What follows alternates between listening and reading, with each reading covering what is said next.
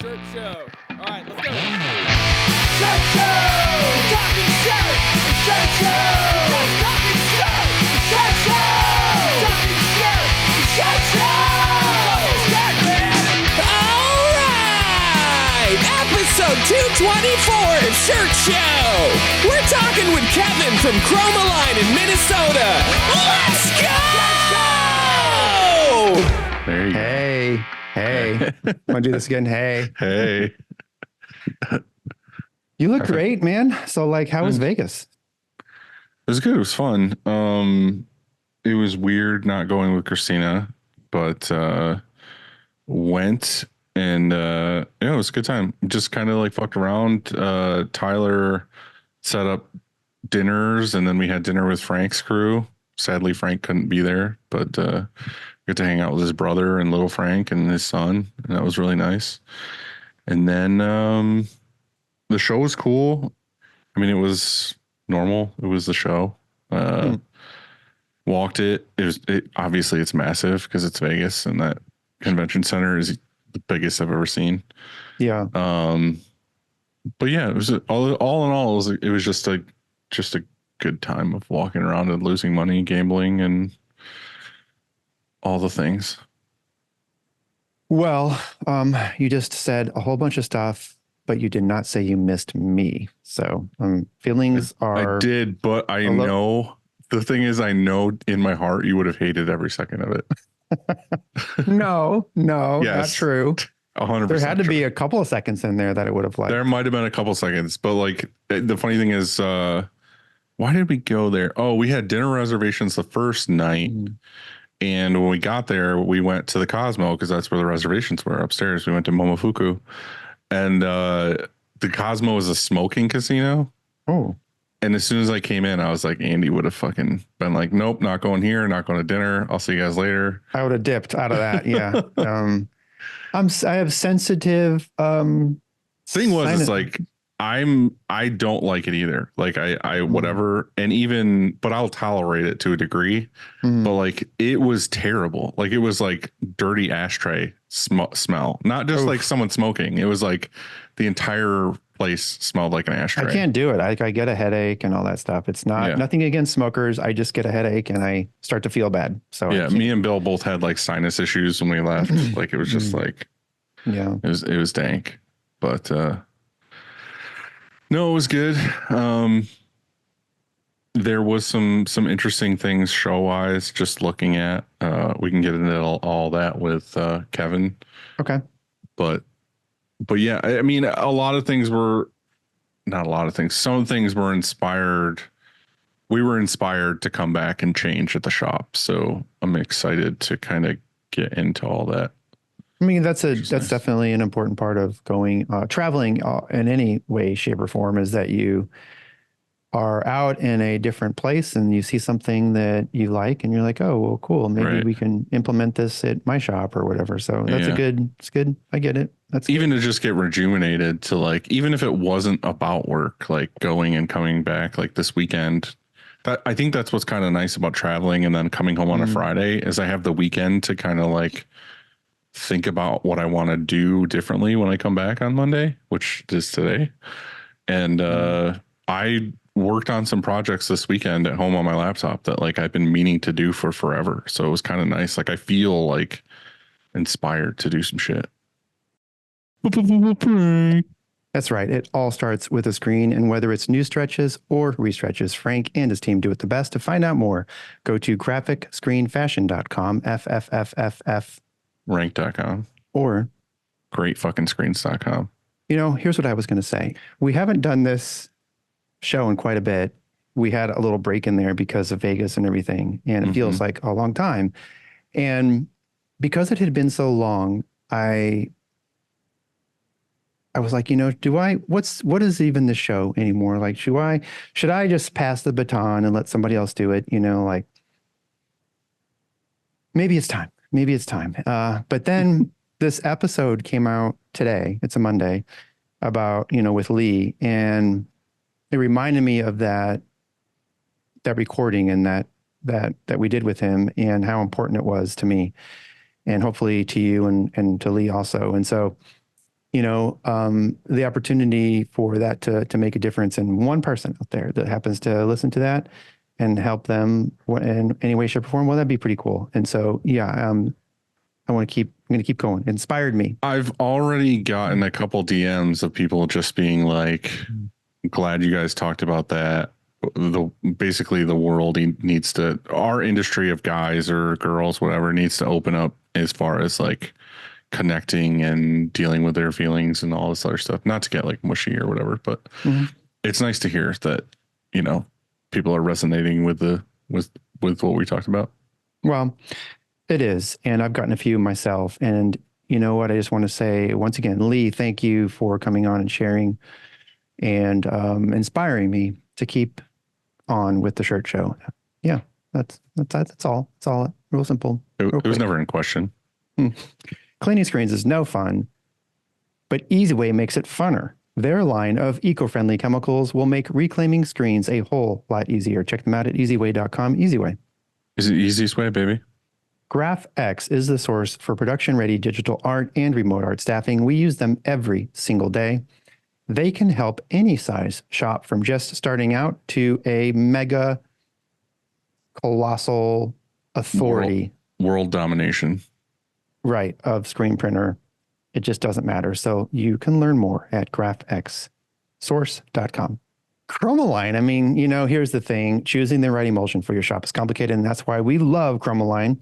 Go to chromaline.com to watch Kev's vids or just watch this show right here. Yeah.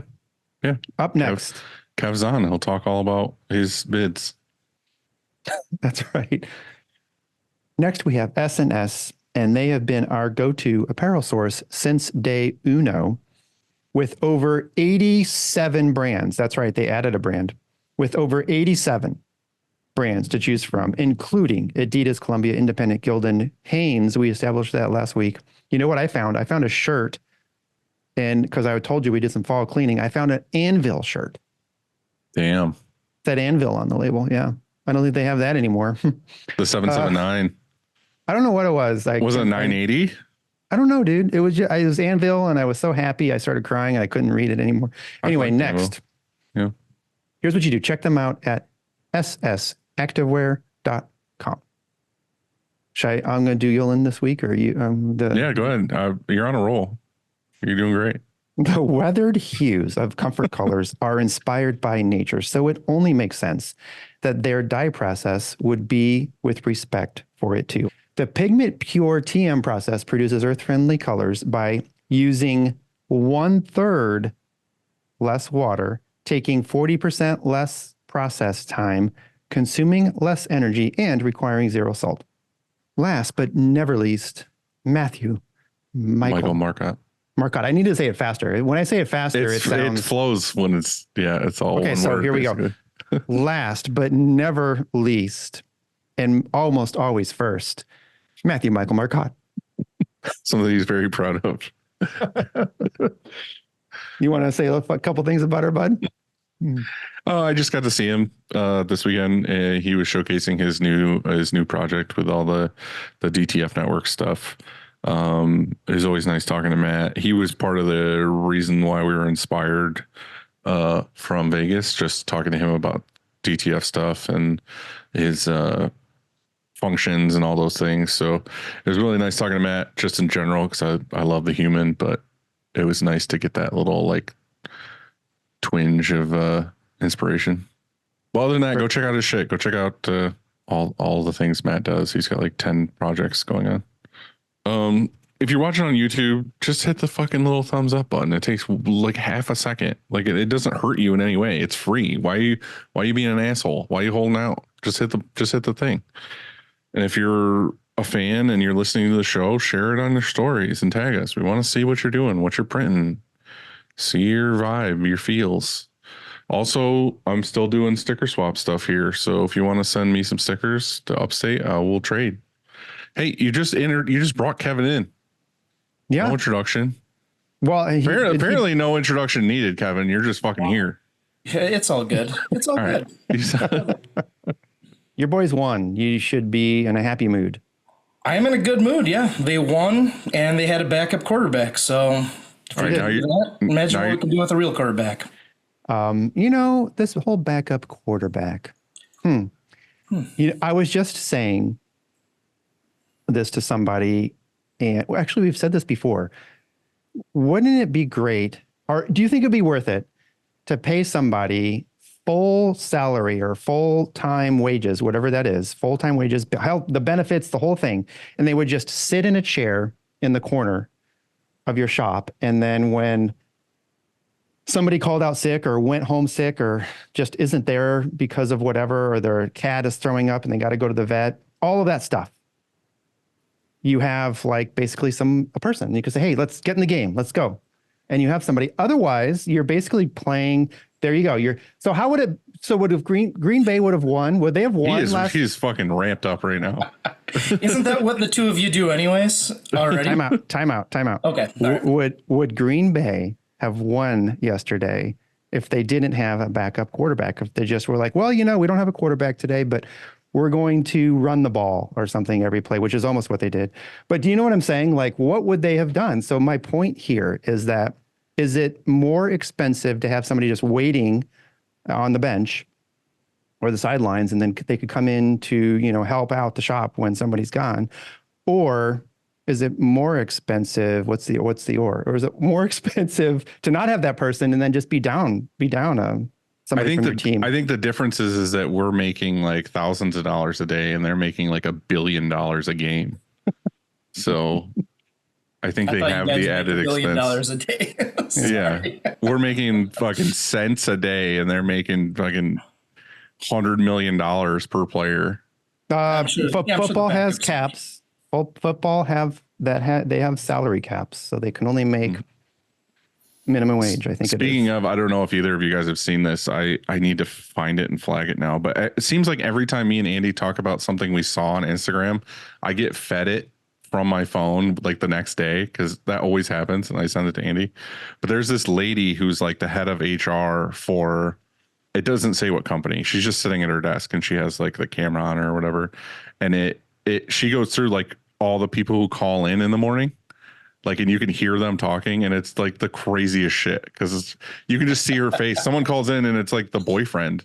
She's like, hello, and he's like, oh, this is, Sarah's boyfriend, and she's like, well, where's Sarah?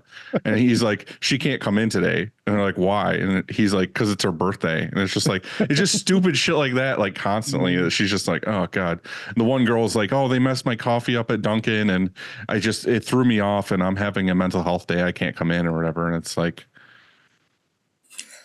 this is why we can't afford to have a fucking extra person sitting around. No, I'm just saying, like, so Kevin, what do you think? What's your opinion on this? Yeah, I mean, I don't think you can afford to just pay somebody to just sit around all day long and then maybe once a month tap them in. I think you just have to do what's needed down a person.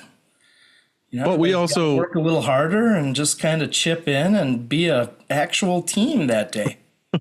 We talked about this before, though, like having a crew that's just slightly inflated, and not like every person is 100% crucial. And if they're not there, we're fucked. Like maybe having an extra one or two people on staff in general that are working on something but can fill in, and it's not as crucial if their job doesn't get done that day.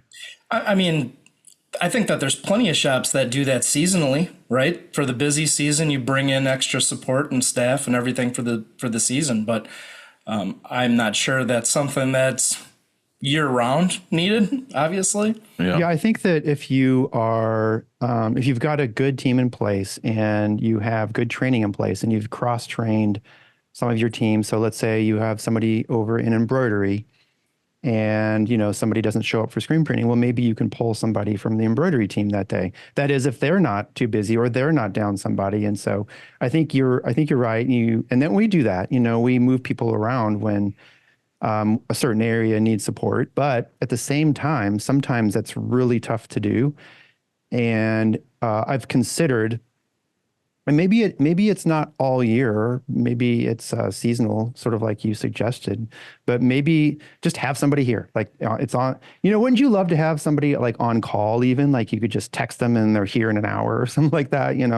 There's got to be options because how does professional teams do that, right? Green Bay just did that. That's my mom. My mom does that here.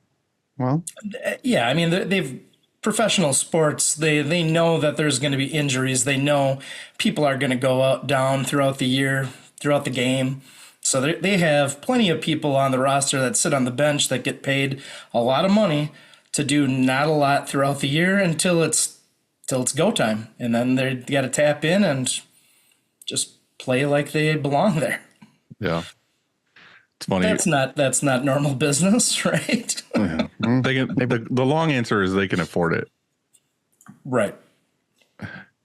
So Kevin, I got to see you a couple days ago. That was beautiful. That was Do you nice. do you feel better to be home now for a couple days? Till tomorrow, yes. Nice. Andy, I'm going out to the Northeast, so I'm going to see you this week. So that's true. Hell yeah. That's all right. That's good, right? It is great. Andy had mentioned in the beginning the party, the Made Lab party at the Punk Rock Museum, and I didn't say much. I just said whatever because I knew that you would have an opinion on it as well. Did you end up getting a tattoo? No, I had to take the red eye out that night, so that's right. Yeah. I looked at the time it would take. So the wait list was like 2 hours to get a tattoo at that point in time. So if I would have put my name on that list, I wouldn't have probably got in before I had to leave. Yeah. I would have. I already have a screen printing tattoo, but I would have gotten another. If they were like a quick banger, I probably would have got one. But we got there a little late because we had dinner. I think we got there at like maybe 8:30 or something, and then the place was like just jam packed with human beings. Like I feel like they made the Punk Rock Museum punk rock by making it as small as possible and fitting like dirty, sweaty humans in. Yeah. So, yeah, it was great. It was really cool walking around and like seeing all the stuff that they had on display. I like a good portion of that music, not all of it, but there was a lot of cool stuff in there that was things that I never would have been able to see. Like there was a whole Motorhead section for like Lemmy, and I thought that was really awesome. And then they had that what was it, like a postcard or index card that like Dave Grohl wrote, like saying he wanted to like get with the other band. So like stuff like that was really cool. Yeah. But we didn't stay very long just because like none of us drank. And like, I guess the whole inside section was just like people waiting in line for drinks. And then band was playing and like tattoos was kind of like, we were like, oh, let's go get a tattoo. But then we went out and talked to Alex and he's like, oh, I'm on like page 2 still. And I was like, I don't know. So, hey, we sort of introduced you when we were doing our sponsor read, but I think that maybe I was rude and we didn't do the typical, Dylan was like, who's the guest today or anything. So we didn't do that properly. So Kevin, sorry to everybody if you don't know who this is by this point. We talk about him every fucking episode. They should know who he is by now. We do, but how about you introduce yourself and then just give us a little bit of what Chromaline and Sadi, what's new over there? Yeah, maybe that. Yeah. Okay. So if people don't know who I am, I'm Kevin Kauth. I am the technical sales rep for Chromaline. I cover basically the western half of the country. So I do get around and I do get to see screen printing shops all over the place. I've been with Chromaline for about the last 15 years now. And before that, I spent 6 years with CFAR, the mesh manufacturer, as their application specialist. So essentially, all of my time in this industry has been from the manufacturing end. It's been in the screen room, and that's where I never built up those bad habits that are all on the job training kind of stuff. I learned from the manufacturer because that was me, and that's where the people that I worked with. So I was kind of fortunate that way to get into the industry, a little bit different than most of the people do. As you mentioned, yes, Chromaline was purchased by Sadi a little over 2 years ago now. We still run completely independently from them, from the sales side of things. However, when we talk about manufacturing and research and development and things like that, we can collaborate on things now. So we've got really good people in our R&D department, and they have got really good people in their R&D department, and now they're talking, right? So now we had secrets and they had secrets, and now we know everybody's secrets. So we can build off of those things and develop new things, new products that essentially are just the best, because they were good at certain things and we were good at certain things, and you put them together and you can come out with some pretty killer products. Is there anything you can talk about yet? Anything new? I mean, it's been 2 years, but is there anything that kind of changed with the merger?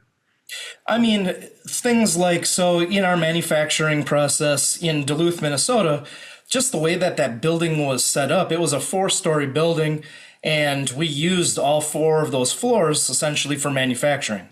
So to do full batches, the largest batch that we could do of emulsion would be 180 gallons, because it has to fit into a freight elevator and go up and down and be processed that way. Whereas Sadi down in South Carolina, it's all one level, so we can do much larger batch sizes, 400 to 600 gallons at a time, and so we're just a little bit more efficient with some of those things. Right. That's one thing that impacted us almost right away. That's awesome. The thing that kind of got me pulled into Chromaline and Sadi and whatever is talking to you about the laser. Absolutely. So and that's definitely another aspect of, more things that we have to offer. Before we were part of Sadi, we primarily were, emulsions, chemicals, inkjet films, more of the consumable only type of stuff. And now being part of a larger organization like Sadi, who already did have the LTS, they did have different types of coders, they do, all kinds of stuff, auto reclaim equipment. I know Alex won't be a fan if I dive too deep into that stuff, but we'll get you guys converted over on the auto reclaim equipment someday. But but no, I mean, it's just nice that we have more things to offer, and essentially it's just a total package now. I can go into a shop and instead of just say I'm only focused on this one part, I can give a total package and a solution that just kind of all works together and just really work. That's just one of the best benefits that we have working with them now, I would say. Yeah. Andy, Kevin is your Chromaline rep, right? Like your normal he rep? said west. I don't know if the Mississippi is west, if that's your line, like division line, but yeah, I mean, if there's kind of a blurry line that goes up by near the Mississippi. I go as far east as really like Grand Rapids, Michigan, the western half of Michigan, and everything west of there for the most part. So it's a pretty large territory, and I get around and get to see people, and once in a while I get to see my family. But it's been. And you have a wonderful family, by the way. Oh, well, thank you. We get to follow your all of your vacations and adventures on Facebook. It's not like many vacations. It's maybe like weekends or something. We'll try to jam something fun in on a weekend, and yeah, that's one of the things of when you travel for work, you try to maximize your time at home. So when I am home, even though there's days that I get back after being gone all week long that I just want to lay on a couch and do nothing, I try to force myself to go out and do things with them because, that's the important stuff in life. Yeah. Well, the reason why I brought up that your Andy's rep, I guess, is like, what was the big change, or I guess it didn't have to be a big change, of just having a skilled, dedicated person coming to the shop and to go through with emulsion with you, Andy, because you had stuff before Chromaline, and then when you got Chromaline, you were like all over me of like, oh, you should try this, you should use this, whatever. So how did that impact you? Because you switched a couple of times with different exposure units and then different CTS and all this other stuff. How did that all mix together? Well, I think a very important part of whatever supply you're using, there's somebody that's on either the other end of the phone, or in my case, he actually was able to come to St. Louis and visit a bunch of shops, and mine was one of them. And, because we look to, I don't know, YouTube or the internet or wherever else, or our own R&D at the shop, to try and solve issues or get better, so like this is going on, and how do I get it? How do I make it better? And Kevin was that person for us, many years ago. And that's how I met him, and it changed everything. And so, what's great, and what Kevin sort of mentioned, is that he has this really diverse background in screen printing, and he can, in the screen room, he's like the guru. Like that's why his Instagram is emulsion. What is it? Emulsion guru. Did I get it wrong? You should. What is it? You say it every Jesus. time. Holy shit. I didn't say it today, so I forgot. Yeah. The emulsion guru. God. Although I will say that I really wish I would have never used that name, because I do not consider myself a guru of anything. Well, I consider I know you lot a of guru. things. I appreciate that.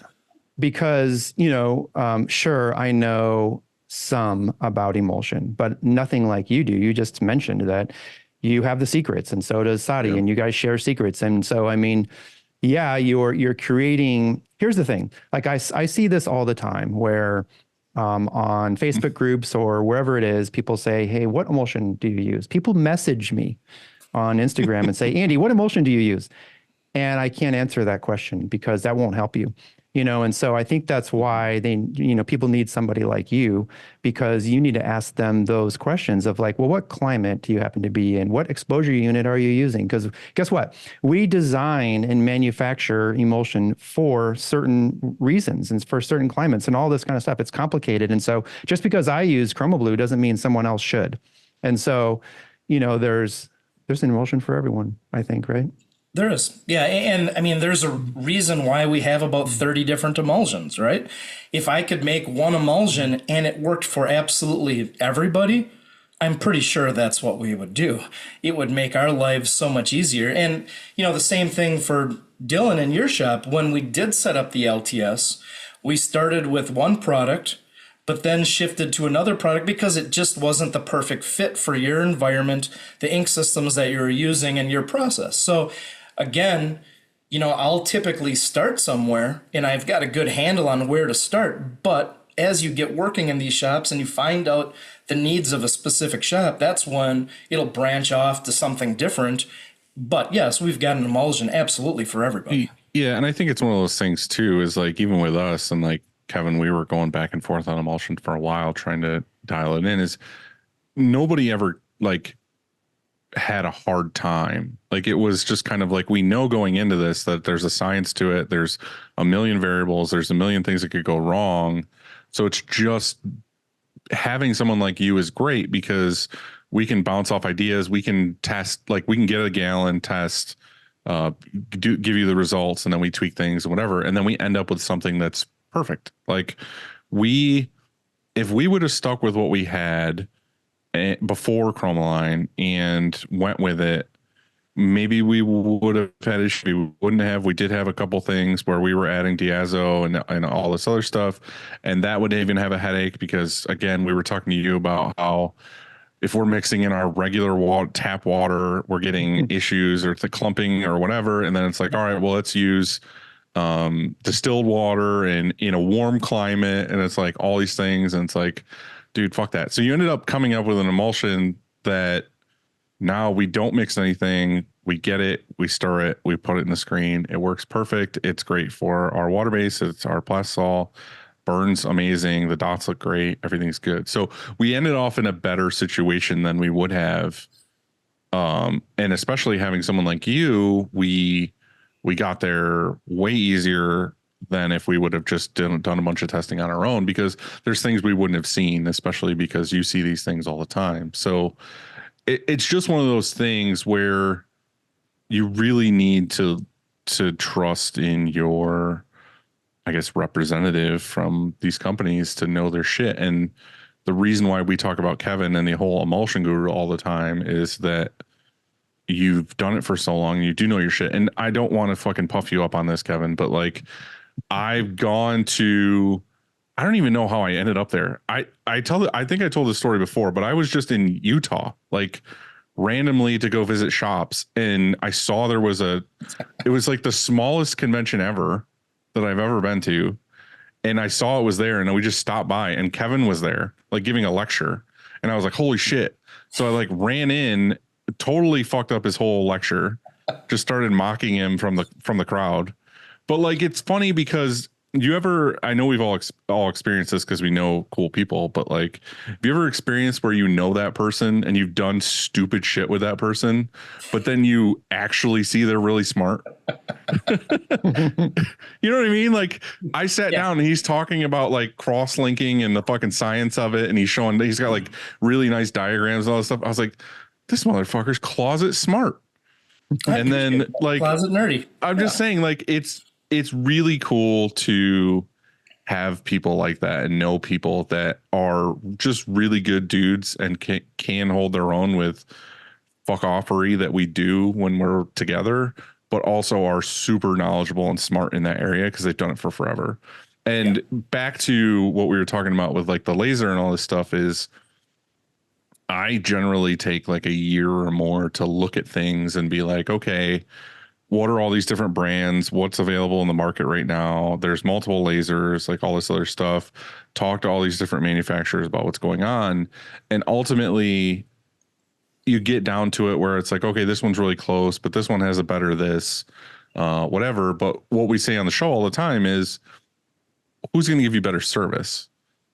And the truth of it is I know there's only one of you, but just in general, like Chromaline and Saudi and whatever, very knowledgeable on the topic, but it was you ultimately that swayed me to get this, because I know I can call you or text you and say, hey, Kevin, I'm having this issue, or why is this doing this, or whatever, and you're on it. So that's kind of like, I know it's hard for a company to just like put it all on you, and you're not even my rep. Like, you don't even, I'm very much East Coast. So that's the difficult part of it. But yeah, you're special. I mean, there's a lot of things, and I don't know how we got here or where we were a minute ago, but Andy, you were talking about how he got you dialed into where you need to be, but I guess now we're talking about laser and where I'm at. So absolutely. Yeah. And I think part of it is when I'm out there going from shop to shop, you know, there's a million different ways of being able to do this industry, right? You can print a shirt and you can make it look good, but you can always make it look a little bit better. So there's certain things that I see that work in one shop that I can absorb in and kind of tell other people, hey, this is something that I've learned along the way just by seeing how it's done in other places. Now, there's plenty of times that I'll actually have to sign like an NDA when I go into shops, and I can't talk about certain processes that they've established themselves, but there's certain things that you can kind of pick and choose, you know, what you see and how that implements back into the general population as well. yeah. So I don't claim to know everything, but I have seen it done a million ways, and I've seen it fail, and I've seen it work, so I can kind of just base a little bit of my experience on what I've seen in the industry. Yeah. And it also seems like things are changing kind of somewhat rapidly when it comes to like screen exposure and all this other stuff, because it was, you know, not even that long ago, it was more something like the iMage where it was inkjet, and then it was like wax came out, and it's like, okay, wax is really cool too, because it's a lot more forgiving with like the darkroom as far as like your humidity and all this other stuff, and has really good dots and everything else. And then now it's laser. And then did you get it? Obviously you probably did get a chance to check out the new thing at the show now that was the direct to mesh. Yeah. Yeah, I did. Yeah, I spent a little time watching it operate. Did you watch it yourself? I didn't get to see it. I saw a video online. That show again is just like, it's huge. Yeah, it's huge. hard to even know people are there.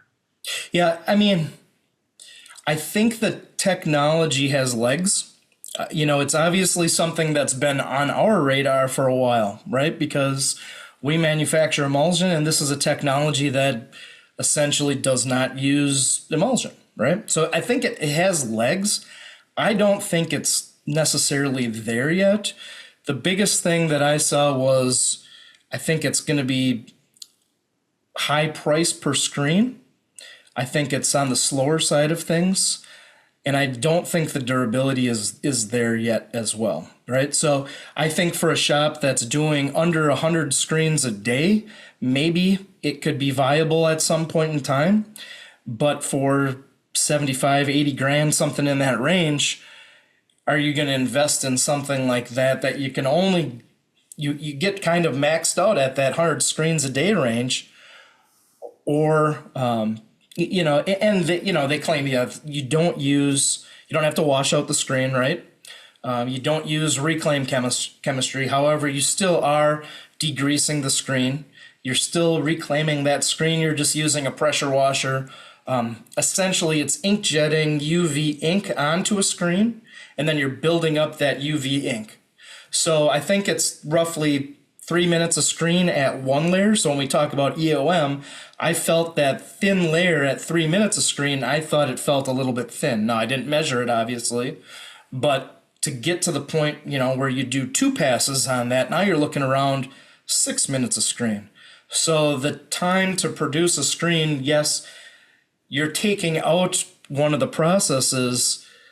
I still think it's faster traditionally, and I still think it's cheaper traditionally, the way that we're doing things. But like I said, I think it's got legs. So if in a few years they keep, adding to this and refining it and coming out with a better solution that you're inkjetting onto the screen, and you can speed that up and bring that cost down, maybe I think it's viable at that point in time. I just don't think at this point it is. I didn't get a chance to see it. So does it, my big question, I guess, would be, does it image or jet that inked, what did you call it? What was it? Oh, water-based ink? Essentially, it's a UV curable ink. It's ink jetted onto the mesh, directly onto the mesh. So is it doing that on both sides of the print side and the substrate side? No, just the substrate side, building up your EOM from the bottom side. So it's actually ink jetted onto a water table, right? So there's a water table underneath it. That water has some sort of solution with it, and it's ink jetting it on there because then it can release. Otherwise, if you just had it on a table and you were to ink jet that on, it would go through and it would harden and it would stick to the table that it's on. That's why there's this water table underneath it. Got it.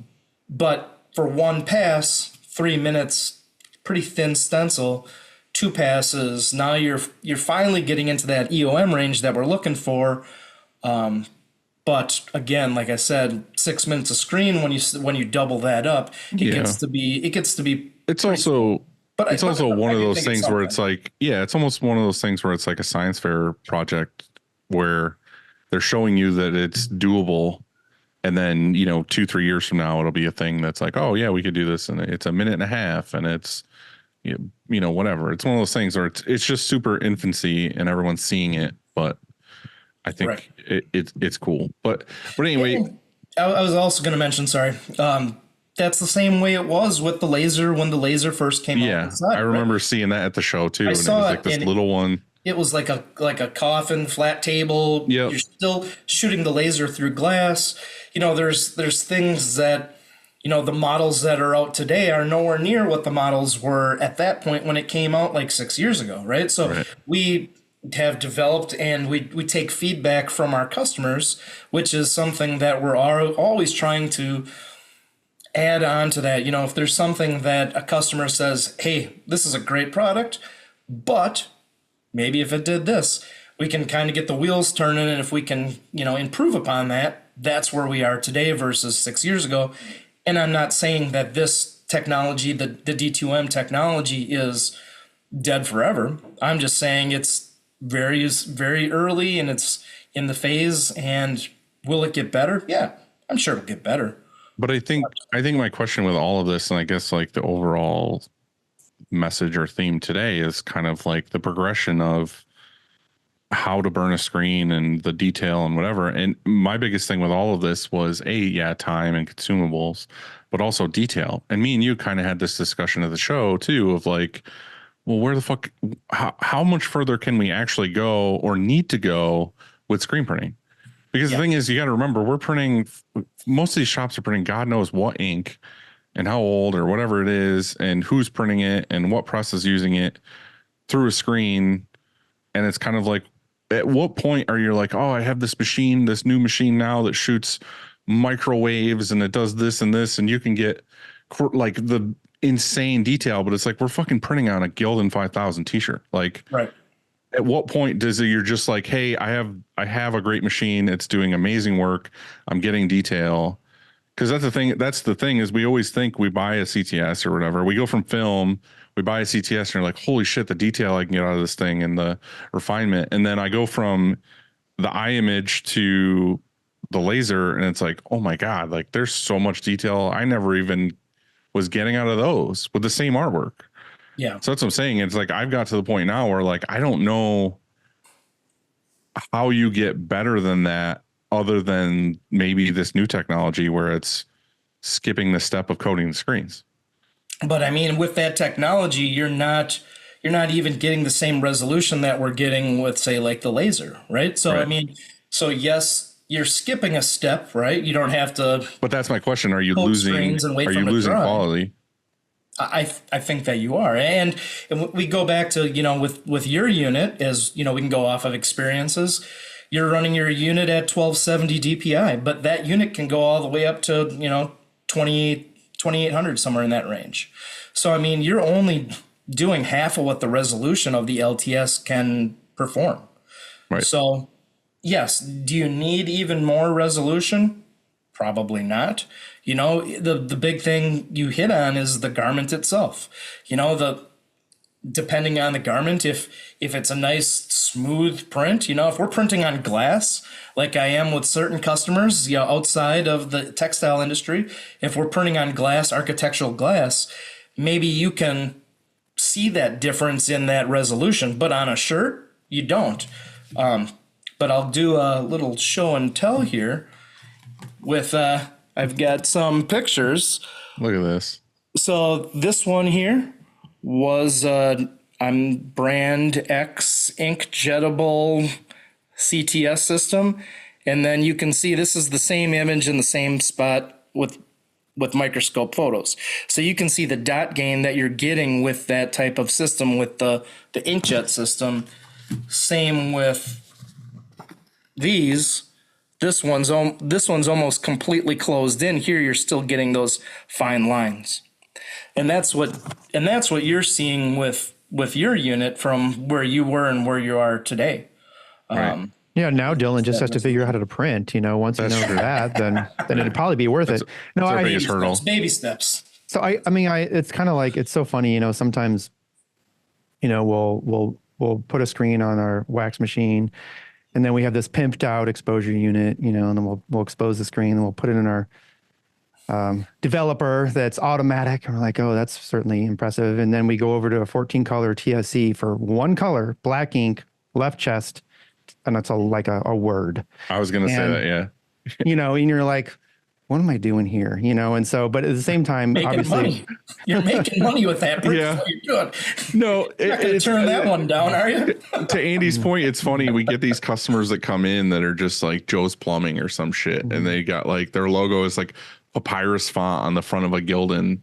And it's like, we're using fucking lasers to like expose screens and all this other stuff. But the thing is there's so many jobs that we do. And the reason why we appreciate the laser over what we had before was just the fact that, there's a lot of things that we do that just have like halftones that fade out into nothing. Like, and that to me is always the show of like a good print or whatever. I know a lot of people look at things, they look at the hand feel or they look at the thickness, whatever. But when I see a print that is so like, you don't necessarily see the halftones even at the 3 feet or the 2 feet or having it in your face, and it fades out into the shirt, into nothingness. And it's not like a hard line of underbase. And then all of a sudden it's the dropout afterwards. That to me is where we see a lot of the difference. We see it's all in the fades. So to me, that was the most important, is like, I wanted to make sure that whatever print we were doing was at the best it could be, regardless of the substrate it was getting printed on and everything else. So again, also we're like print fucking nerds that just want to have the cool tools and whatever. So, I mean, there's that as well. But And as you talk about those fades, that really goes back to the linearization process that we did during the installation, right? So where we actually would print like these patches. Again, sorry for the people that are just listening, but we'd actually print these patches and I would measure them, and then I would go back to the RIP software, put that in the RIP software, and create a linearization curve. Right. Now, if a 10% patch is printing, 2%, that curve adjusts for it so you actually get 10% where it's supposed to be 10% on your print. And that's all that really matters, right? The final reproduced image on the shirt should match what you're trying to do in the art room. So again, that's not so much, it is partly the technology, but it's again the service that goes with that technology and that linearization curve process, where a lot of these CTS machines just get dropped into place and people go, oh wow, I can make screens. But you can still, work with that RIP software and fine tune things. And even Andy, I'm sure you guys did that with your wax system, right? Doing linearization curves so you can get the best print possible with what you have. The hard part is, go ahead, Dylan. I was going to say, I was at Andy's or something. I can't remember what I was there for. And Andy and Kyle were showing me the wax unit, and they were, I don't know if there was a job they had in queue or whatever, but they had printed it and showed me, and it was like pretty crazy, some of the like fine line details that they had in that print. And I was just, that's what I said, it's exciting to see different ways of doing things, but like getting those kinds of results. And even with wax, it blew my mind over the inkjet. Right. I would love to see that same file printed on the LTS. So if we can do a file at Andy's shop and your shop, but even then, like I said, it's going from that to print it on a shirt. Like, I think it's just it's all in what works for you, and like I said, the representation and all this other stuff. So, but again, like us with the laser, it made a big difference in just consumables, but like screen quality and just ease of use. I think with our shop in general, it your gave workflow, it gave us so much more room in the darkroom too. Mm-hmm. Like, it's flat up against the wall, and it gave us all those extra feet in the darkroom of just being able to move around and do whatever we need to. I think it happens a lot when, it comes time to buy a new piece of equipment for a certain area in your shop. So which is what it was for you. Like you had a CTS that it was time to get a new one, a different one. And so you say to yourself, oh, okay, so am I going to purchase the same thing that I already have and just replace it? Or what do I do next? And do I do one level up or two levels up? And you have to decide, like, oh, I guess if I go 2 levels up or 3 or whatever, well, then it's eventually going there anyway. Maybe that's the right decision now, even though it costs more money. You're just, why would I spend money on something that's not quite as good when I could spend a little bit more? And it's where the industry is headed, let's say, for example. And so it just maybe makes sense for your shop. And I was thinking, you were saying something earlier, and it got me thinking on the notion of like, people have an everyday driver. And then if you're fortunate enough, maybe you have this car that's fun also or something, and so you drive it on the weekends or whatever you do. But it's sort of like, do you go into any shops and let's say they're producing a lot of screens every day, or they have very specific customers or detail that they need to get, and they're maybe using 2 different types of CTSs, like they have an everyday driver for the job I talked about that went on the, was just like the one color that didn't matter, but then they run that over here on whatever CTS, but on this other stuff, they run on a different CTS. Do you ever see that? I haven't seen it so much with 2 different CTS systems. I have seen it before where a shop was using a CTS, but then they were still using vellum when they were doing like name drops for certain things, because they would just knock it out.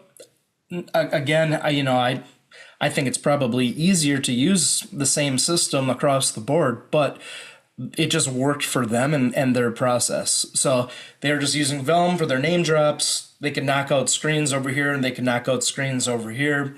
two separate things, but at least then it was more of a high volume shop as well.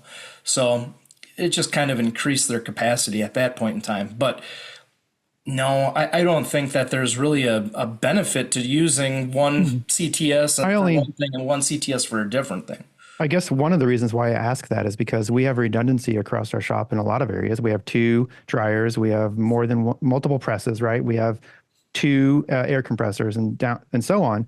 However, if our CTS goes down, well, then we don't have a backup. And so if you say to yourself, if you're a shop that's either needs a backup CTS, do you buy the same exact one? Or let's say you're a shop that is outperforming, or your CTS is bottlenecked or it's maxed out, and you just, so you have 2. Like I was at a shop a little while ago and they had 2 images because they ran them both all day, and so it's like, is that the best way to do it, or should they have had maybe a different CTS? That was like a thought that maybe doesn't apply to many shops, but it was just like, I'm sure it happens. You know what I'm saying? Absolutely. And I've got shops that have multiple LTS units, right?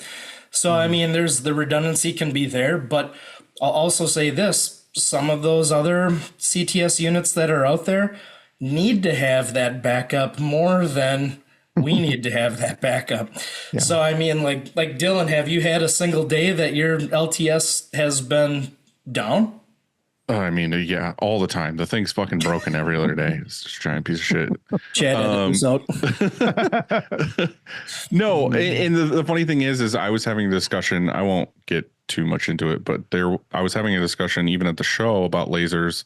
And again, I'm not the expert. I just know from my own experience that one of the reasons why I really wanted to go with the laser that I got from you was because of the fact that it's many lasers. It's not just one fucking laser beam, it's many. And then the thing is my concern was, all right, well, what happens if a laser goes out, whatever? And you were talking to me about it, and it's like, all right, well, you can always unscrew one from the top or the bottom, replace the one in the middle that burns out, or if one goes out, the one above and below it compensates for the one that went out and it fixes it.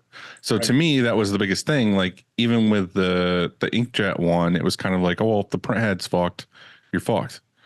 This is kind of like, all right, I've got, what is it, 50 something lasers basically?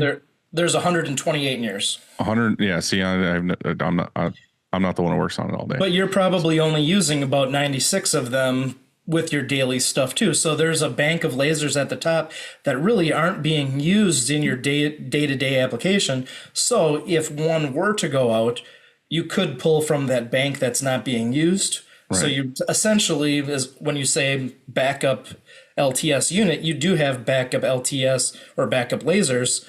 Right. Just ready to go. Well, that was my argument, is that I have many options to choose from if something goes down, because if a print head in another machine goes bad, you're kind of fucked until you get a new print head. And even in that situation, it's like, all right, in how many circumstances you're like, okay, I have to overnight a new print head, get it here tomorrow. That doesn't mean you're ready to go tomorrow. You got to tear the machine apart. You got to put a new print head in. You got to do a cleaning and testing and this and this. And then I know from experience, we've been down for like over a week before just trying to get that print head to work.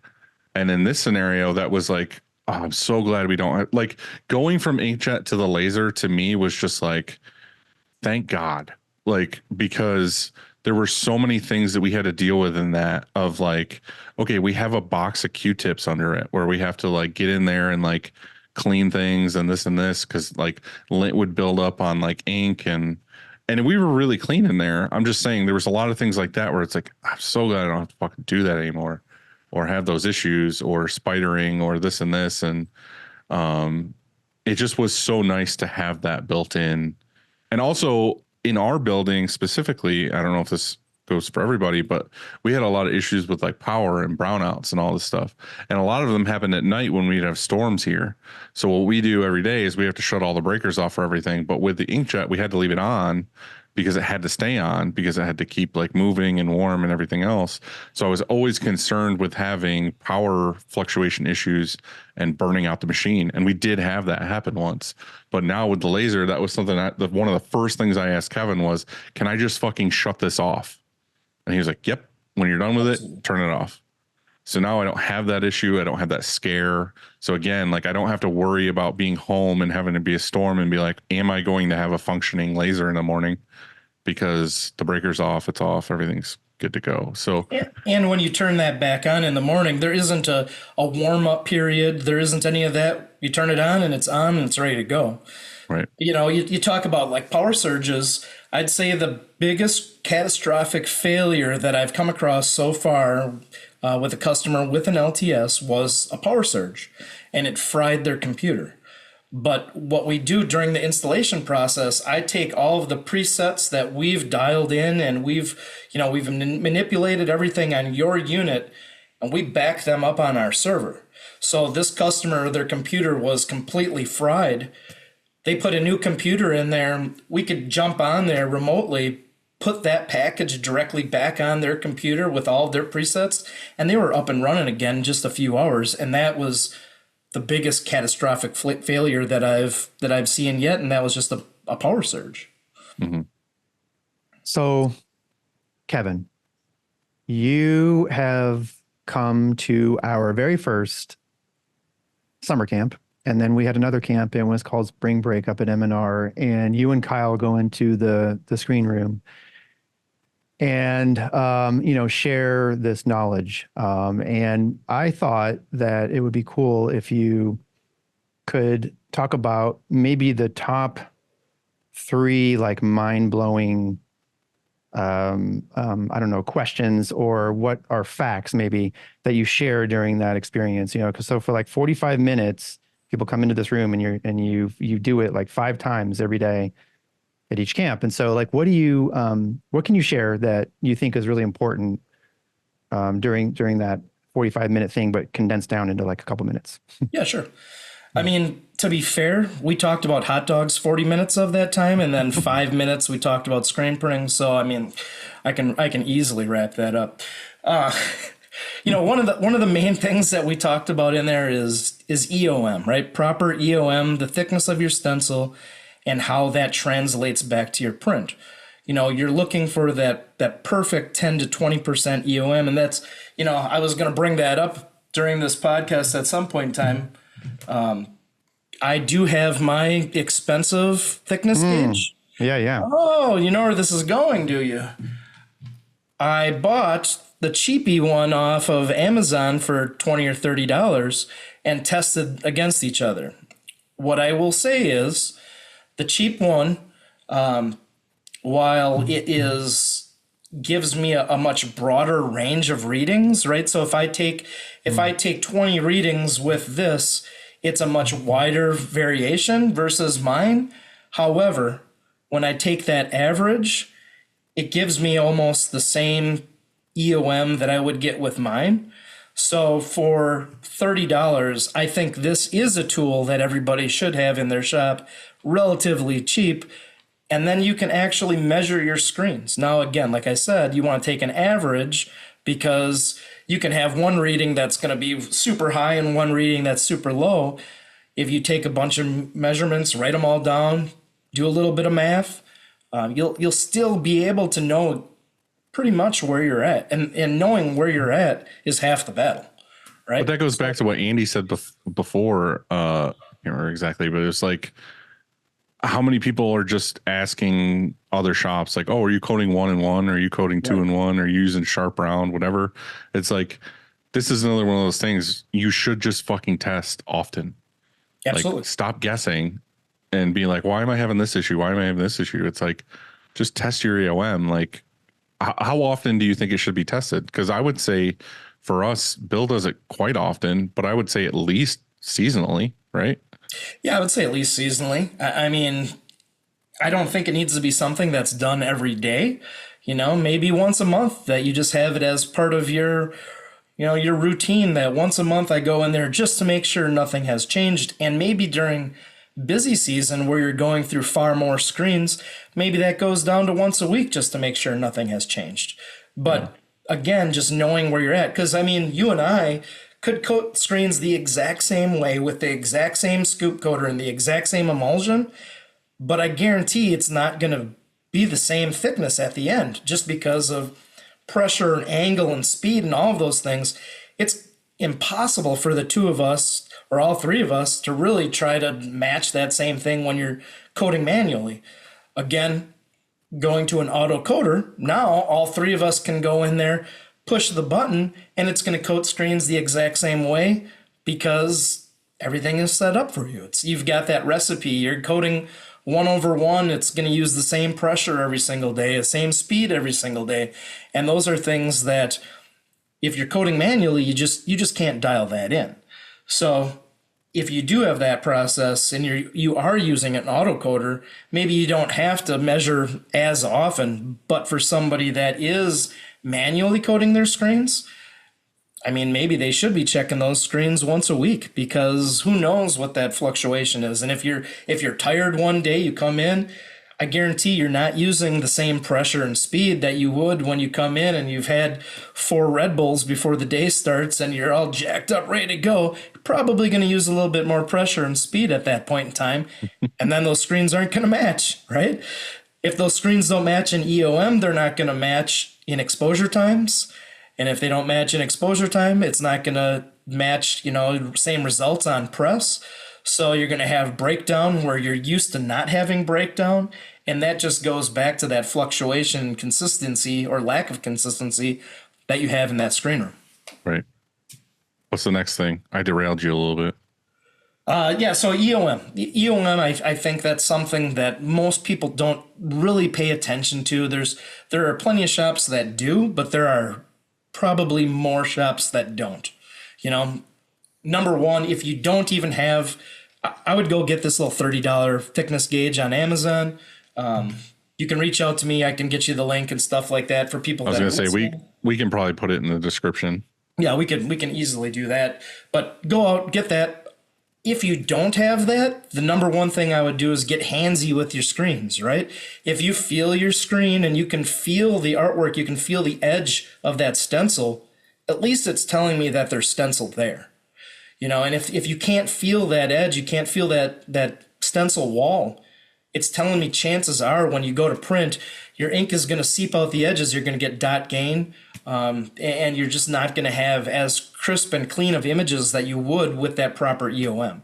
So even if you don't have tools like this, just at least touch your screens, at least find out if there's something there, and if there's nothing there, might be time to adjust that coating sequence or pressure or speed or any of those variables. Because what you're having that stencil wall and you're filling that with ink. And then when the squeegee comes through, it's shearing it off. And then you have actual sharp walls of ink that are going onto the garment. So if you just have this thin nothingness and you're just mushing shit through, it's coming through in that stencil, but it's just like seeping out all over. It's got no thickness, no wall. Edges are going to follow those threads, not so much follow the actual artwork, which is your stencil, right? So if it's too thin, that's a lot of times you see that sawtoothing stair-stepping pattern along your edges just because it doesn't have that nice crisp wall creating that gasket between the shirt and the mesh when that ink fills that area of your stencil. So long story short, don't even think about it. Go and buy this $30 tool and stop guessing. Do the right thing. Know how thick your EOM is so that you can save way, way, way, way more than $30 of headache on the other end of it. And so, yeah, just go buy this thing. Real quick, Kevin, what's the calculation for people to find out what that is? Yeah, so I mean, you're going to take the overall stencil thickness, so that's the emulsion and mesh together, and you're going to subtract just the free mesh by itself.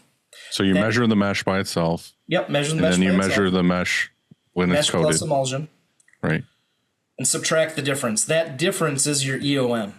So we're looking to have that 10 to 20% of your overall stencil thickness. So overall is mesh and emulsion thickness. 10 to 20% of that should match that difference between those two measurements, if that makes sense. It does. Okay. So other than EOM, I would say exposure times, right? I think that more times than not, I'll go into a shop and they're underexposing their screens. The telltale sign that a screen is underexposed when you're washing that stencil out, if it feels slimy on the back side of your screen, the squeegee side, when you're washing it out during development, if that feels slimy and or colors coming off on your hands, that's telling me that the screen is underexposed. And most people underexpose their screens because they're trying to resolve finer details, finer dots. So they think, oh, I'll cut that time down a little bit. It's going to wash out a lot easier. However, that's going to open you up to all different problems on press. If you expose your screen properly, then you go back to doing things like that linearization curve that we talked about. Now you can control that process. So it shouldn't necessarily be that you cut your time, cut your exposure time to get better resolution or better details out. Properly expose that stencil and then go back and manipulate your artwork to match what you're trying to print on press. So whether it's manipulating in the art program or with your RIP software, that's how you can adjust that. You shouldn't be adjusting that by exposure. But I'll say, I'll put a number out there. I would say probably 65 to 70% of the shops that I go into are underexposing their screens. Just because they're afraid that they're going to overexpose, really. And But so again, go ahead, Andy. mine was, if you don't know how to find your proper exposure, maybe they're not even deliberately underexposing, maybe they're just accidentally underexposing. Do you have, can you share with them how to measure proper exposure? Absolutely. You've mentioned my vids before once or twice on this program. I do have videos on multiple ways of finding exposure time. So you can do it with just the transmission step wedge, which is just that 21 or 10 step exposure, Stouffer scale. And you're looking for a solid step 7 with that. Or we've got the full on exposure calculator. Or you can do a step test where you actually will cover a portion of the screen, shoot it for a given amount of time, move that blocking material down, shoot it for a given amount of time, and then you just have multiple exposures all on that screen. So there's numerous ways of doing it. But like you've mentioned before, I've got those videos on, if you go to Emulsion Guru on YouTube, or if you go to chromaline.com, we have them on our website there as well. So either place, we have those videos. I'm better at seeing and learning. So I don't know about you guys. If somebody just explains something over the phone, how to do this proper exposure time, I probably get lost in all the, jargon and terminology. However, if I watch a video and go, oh, that's easy. But whichever way that you're trying to find your exposure time, it doesn't matter which method you use as long as you're using one of those methods properly. And it's also something you should test not super often, but often as well too, correct? Because it will fluctuate. Absolutely. Just like you're checking your EOM, if your EOM fluctuates, your exposure times are going to fluctuate. Right. Also, as the seasons change, your exposure times are going to fluctuate as well. Like a pure photopolymer in a humid environment is actually going to expose faster. With something like a diazo-based emulsion, it's going to expose slower in high humidity. So how those seasons change and the area of the country that you live in and all of that stuff plays into what your exposure times are as well. Well, that's why I was going to say we check ours often and seasonally, just because where I live in New York, like the fucking temperature is insane. Like today it's 80 and like hot and whatever. Tomorrow it's supposed to be like 60 something. And then it's that for a couple of days, and then it'll rain for 6 days straight, and then the humidity will be jacked. And then, it'll be back to being, it's 40 degrees out. Tomorrow it's 85 degrees. Like it's so random and all over the place that when we have weeks of like, it's all week, we'll check things to make sure things are running that week. And especially here in the summertime, our emulsion will be like, this is super smooth. Everything's great. And then in the winter, when it's negative 10 degrees outside, like things are a little bit thicker, and like coating's going to be thicker or thinner depending on that. So we have to change speed on the coater and everything else. So, I mean, you can mitigate a lot of that with having a darkroom that's like very temperature controlled and humidity controlled. Sure. But still, like, we're in a building with concrete floors, and if it's negative 10 degrees outside, the concrete's cold. Like there's all kinds of things that we have to mess around with. Like we bring our emulsion into the office in the wintertime.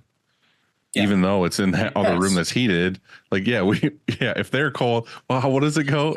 If they're cold, bring them inside or something like that, right? Yeah. So if you're cold, they're cold, or whatever the hell it is. All right, next one. We got one more. I mean, I think those two are the two main things that I focus on.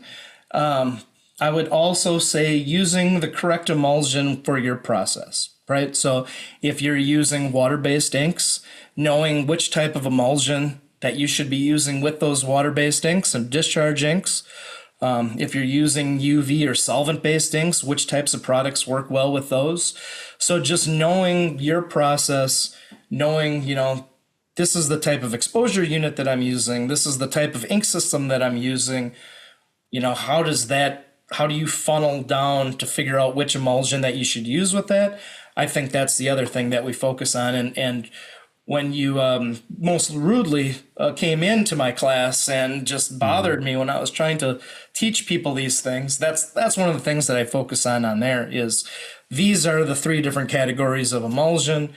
Why should you use one over another and try to dial that in instead of going to Facebook and do a Facebook poll and say, okay, who's got the most likes? And today this is the product that I'm going to use just because more people are using it at that time. Mm-hmm. It all comes back to having a good person to work with, a good company to work with. And I feel like you, Kevin, have helped us out a lot with that personally. I mean, I've dealt with other people that have been great. There's a lot of good people out there. But for anybody, any shop, the EOM, the burn times, all this other stuff can all be helped by your rep for that emulsion company or whatever. And ideally it should be Chromaline, but I mean, I can't More say than that for ideally. everybody. Right. So Kevin and I were talking earlier, and he reminded me so kindly that, hey, it's fall and it's going to get cold soon. And so stock up for the shops that are in the colder climates, stock up on some emulsion because why? Why should we do that? Yeah, I mean, most emulsions are not freeze thaw stable. So if they freeze in transit and they freeze, and there's different levels of freezing, right? It can get cold to almost freezing. Chances are it's probably still going to be fine. If that bucket freezes solid, chances are it's going to change the properties and characteristics of that emulsion, and it doesn't work. It's not going to work. It's going to clump. It's going to gel. It's going to look like this big, nasty cottage Dylan, cheese. has that happened to you? Oh yeah, definitely. Yeah, 100%. I've had cases go bad, like opening them up and they're frozen. What about a scorching hot UPS truck that's probably inside like 140 or something? Yeah, same, Yep, right? same difference. We've had that as well. And we have that with inks too, where we get them and it's just, that we've had buckets of ink that are like half cured because they were in a hot UPS truck like all weekend or whatever. By the time So that says to me, don't willy-nilly order. Yeah, look at you have an iPhone and it's 2024, I think it is. And so just look at your phone and the weather and say, is it going to freeze, tomorrow, or is it going to be 150, or what is it going to be? So yeah. Probably look further ahead than it's going to freeze tomorrow because. Oh yeah. The hard part is that, and to be real and honest, I think the hard part with a lot of people isn't that there's multiple things. It's like, it gets pricey if you're like, okay, I'm going to order 6 months worth of emulsion. But the other part is you don't want to order too much because then it's just going to sit there for forever. And in the winter for us, it's slow. So it's like, how much do you actually get? And then we get to the time where it's like someone forgets, or, we don't have Kanban in place to, be like, we have this many cases. I know we do now. I'm just saying that I'm speaking in general for other shops. I'm just saying it gets to the point too where you're like, fuck, we're almost out of emulsion. And then you order it, and then it sits on a UPS truck, it freezes, whatever, and you're screwed. So we've had it before too, and Davis has been awesome about this because we've used them for forever. Our local place that we order some supplies from, where they take those shake like hand warmer packets and like open the box and throw like 6 of them in. And then we get the emulsion, and it's like didn't freeze because they put hand warmer packets in there. but you shouldn't do that. You should order in advance and Yeah, I mean, whatever. you look the If shelf possible, life. yeah. I mean, I guess it depends on the emulsion, but shelf life is longer thing. than your season though, and so we always over order for the winter, and we know that it doesn't matter if it stays here for 3 months before it Yeah. thaws. You know, that's fine. Kevin, what is the shelf life on a standard emulsion? I mean, it depends on the type of emulsion, right? So if you're talking about like a pure photopolymer or hybrid photopolymer, like both of you guys are using, it's roughly around a 2-year shelf life before. Oh, it's damn, gonna never go mind. bad, right? So when I talk about like a dual cure diazo based emulsion, it's about a 12-month shelf life. But obviously, when you add in the diazo, then you have about 4 to 6 weeks to use that. A lot of times, depending on the climate, closer to that 4 weeks to use that product. So That might have been where my head was at because we were always mixing. But right, I guess if it's just sitting there unmixed on the floor, it can last quite a while. right. Kevin, we have time for 2 over-unders today, and the first one relates directly to you. I called it a humidity meter, but it's not called that. I looked it up because I knew I was going to sound like an idiot. It's called a Hygrometer. yeah. So overrated, underrated, properly rated. Underrated. It should be in every shop. If your screen room is too humid, you're going to have bad problems. If it is too dry, chances are it's not going to be too dry. But in areas like Duluth, Minnesota, where our headquarters is at, in the middle of the winter, it could be 5% humidity, and that's too dry. You run into problems where emulsion can crack. You run into problems where it dries too fast, skims over on the top, so it doesn't properly dry throughout. But I think that, yeah, underrated. I think that they should be in every shop. I have a two-parter to your thing real quick. One, do you have one that you recommend? Because we've always just bought like the one off Amazon that tells you the temperature of the room and the humidity in the room. Is there one that's better than another? Is there a recommended version of that? I don't have a recommended version of that. I just didn't know if it was one of those things that are like ones that are, some are accurate, some are. I mean, if it was $1, it probably won't be as accurate as one that is. That's just as good $30. as like licking your finger and put it in the air. Right? So, I mean, you can kind of base it on you get what you pay for, but Right. at the same time, I think that they pretty much all work the same. Which ties into my part two is there's a lot of people who have dark rooms that are split where you have a dry room and like a coating room, because if you are like, oh, my humidity is here, but then you bring in a bunch of racks that you just cleaned and they're soaked with water, your humidity rises in your controlled room. And the same goes as you coat all your screens. Now your humidity is really high in that room again. So what do you recommend as far as if somebody is building a new dark room? Do you recommend having 2 chambers in 100%. that room? Yep, 100%. If you can keep the wet process separate from your drying process, that's best case scenario. So where you're developing your screens, where you're reclaiming your screens, if that is outside of that room where you're coating and drying your screens, best case scenario. But if you go back to having that hygrometer in your room that says what the humidity is, now, if you do coat a bunch of screens and you see that your humidity level rises, wait until it gets back to that certain point or in that range that you're looking for, which is, that 40 to, 30 to 40% is what I typically look for as far as the perfect humidity.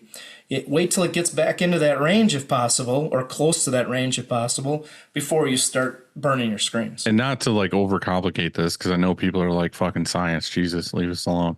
But I learned too when we had the eye image that if we have a full rack coated and dried, and then we bring wet screens in to dry into that darkroom, don't the dry screens soak up that humidity? And then that's going to change your exposure time, because now you have more wet when you thought they were dry screens. Yes, that is correct. Science is fun. Keep in mind, emulsion is hygroscopic, so it's going to suck up moisture from the air. So if you have a screen that is 100% dry and ready to go, and you bring in a bunch of wet screens and put them right next to them, all of the water content that's drying from those wet screens is evaporating into the air, and yes, we'll go back into those dry screens, re-wetting them to a point. Obviously, it's not going to put so much moisture in there that they're going to drip or anything like that, but there's going to be moisture content in those screens. And when there is moisture content still in a screen, it's going to act underexposed.